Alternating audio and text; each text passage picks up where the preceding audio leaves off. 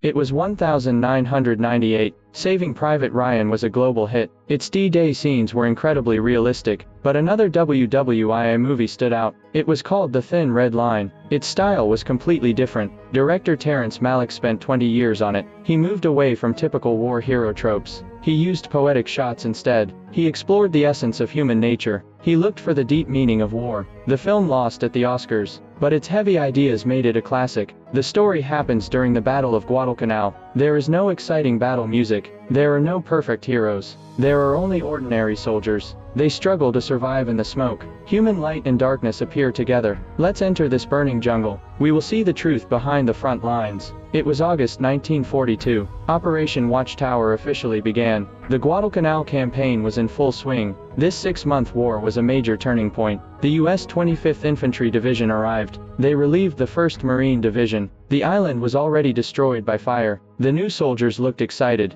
but they were hiding deep anxiety. The Marines before them had fought hard. Every battle was like a meat grinder. Heavy losses forced them to leave. The Japanese army was very strong. Defending this island was a nightmare. Landing boats tossed on the rough sea. Many soldiers were vomiting. Their whispers made the air feel heavy. The squad leader tried to calm them. C Company hit the beach first. Everything was deathly silent. No Japanese soldiers were seen. No guns or cannons were heard. A few surviving Marines met them. They said the enemy was on the heights. Mortar attacks could happen any time. Ambushes were hidden in the jungle. Native guides led the way. The shadow of death covered everyone. Captain Staros led the company inland. Soldiers kept their distance in pairs. They stayed highly alert. They walked through waist-high grass. A local native walked past them. The native did not look at the armed men. Two different worlds met for a second. It felt like two different timelines. This shot shows the director's vision. War is a thin line next to nature's peace. Human conflict is only a brief moment. Plants and seasons never change. War is just a small disaster in time.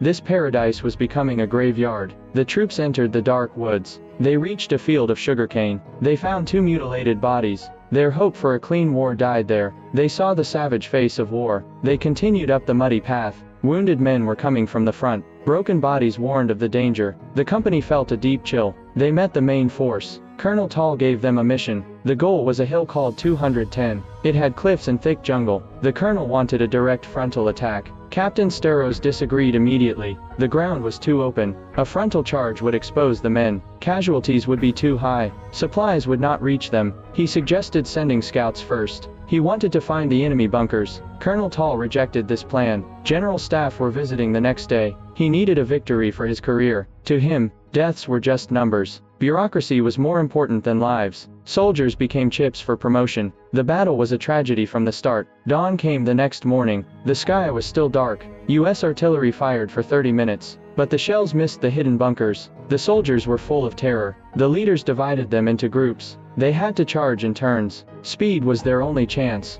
The attack was about to start. One soldier collapsed from stress. His stomach was in severe pain. The leader yelled at him for faking it. The lieutenant saw it was real. The soldier had a nervous stomach cramp. He was sent to the medic. The men stayed low on the slope. The signal flare went up. Everyone stood up and ran. They ran hundreds of meters, but no one fired at them. The silence was very creepy. They feared a sudden attack. They thought the enemy had left. The leader sent 2 scouts forward. The scouts knew they were bait. Survival instinct made them stop. The leader pushed them again. They moved forward 10 meters. 2 shots rang out suddenly. Both scouts were killed instantly. Death filled the tall grass. The invisible enemy was the scariest. The morning sun was very bright. The order to attack came again. Soldiers were forced to charge. Japanese fire finally exploded. Everyone ran as fast as they could. They tried to dodge the bullets, but men kept falling down. Screams filled the battlefield. Heaven and hell were in one place. Finally, the order to retreat came. Tired soldiers hid in the grass.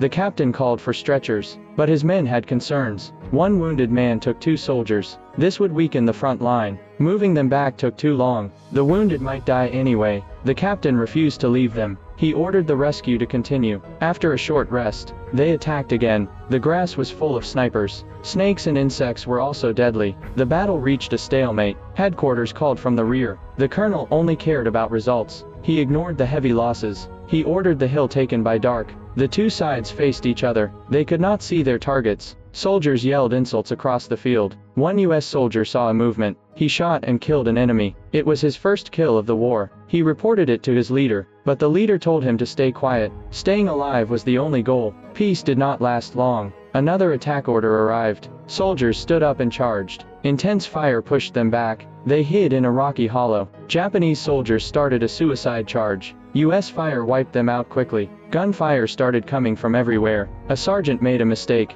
He fumbled a grenade. He was blown up by his own weapon. He knew he was dying. He did not want his family to know. He didn't want them to know his mistake. His friends comforted him. The sergeant died with regret. A wounded man crawled from the smoke. The captain sent a medic. The medic knew it was impossible. Snipers were watching the area. The wounded man kept screaming. The captain wanted to give him morphine. The medic ran out and was killed. The screams did not stop. The first sergeant took off his gear. He ran through the danger zone. He reached the wounded man. He saw the man could not be saved. He gave him the morphine. The man told him to leave. He injected himself in pain. The captain wanted to give a medal. The first sergeant refused it. He hated the games of officers. The losses broke the company's heart. Some men started talking nonsense. One veteran lost his whole squad. He was in a total trance. His friends took his gun away. They feared he might hurt himself. Colonel Tall called again. He asked why the hill was not taken. The captain reported the losses. He asked to attack from the side. The colonel said no. He ordered a direct attack again.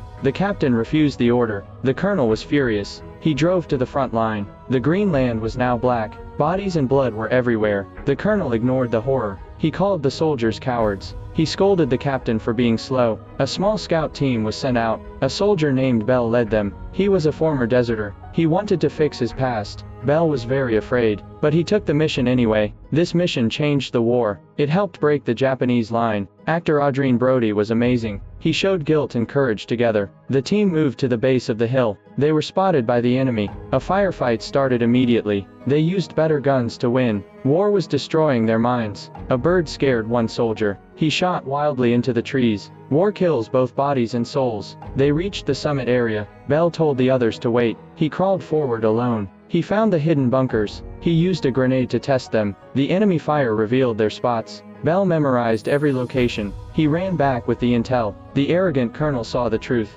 The hill was covered in machine guns. The guns could hit everything. He apologized to the soldiers. He let them rest for one night. He called for 7 volunteers. They would be the suicide squad. They had to destroy the bunkers. Many soldiers stepped forward. The strategy finally changed. But a deadly test was coming. Dawn was near. The real fight was starting.